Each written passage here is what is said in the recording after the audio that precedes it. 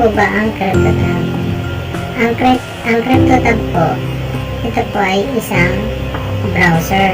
Katulad po siya ng Google Chrome, Internet Explorer, Firefox, at marami po pong iba. Si CryptoTab po, bagamat isa siyang browser, meron na rin po siyang mining na nakapaloob dun sa kanyang browser. Makakapag-mine ka sa kanyang browser pag ginagamit mo to. Pag ginagamit mo yung kanyang browser, makakapag-mine ka. Tapos, makakapag-mine ka rin, madadagdagan yung mining speed mo. Katulad po sa akin, ang mining speed ko ay 1,500 plus hash rate, hash per second. Tapos sa ngayon, ito po yung 2 hours and 7 minutes.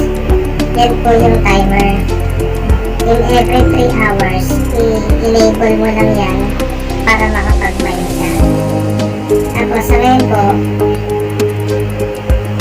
simula nung nag-mine ako, meron na po ako na-earn na 10,847 Satoshi BTC. And sa ngayon po, meron na akong 28 referrals. At sa oras po ito, 6 po yung active na nagmimina. And meron na rin po akong 4 na level ng referral.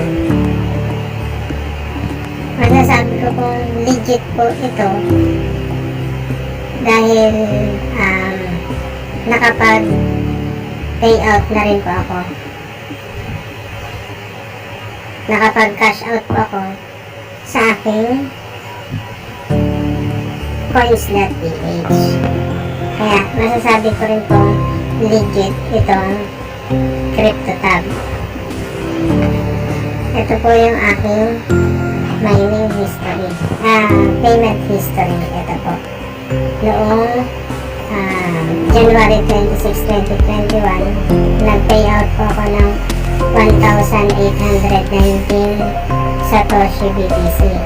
Ang minimum payout lang po dito kay CryptoTab ay 1,000. So, nung nag-payout po ako, pasok na po yung 1,819.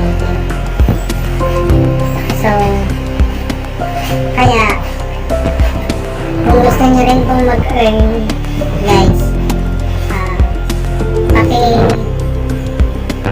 paki-click nyo na lang po yung aking link sa baba at tuturuan po. Willing po ako magturo po sa inyo kung paano po mag-download at mag-install.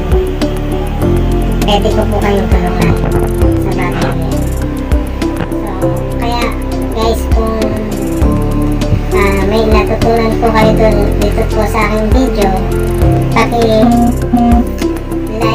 and share na lang po and subscribe yung notification bell para lagi po kayong updated po sa aking lalabas.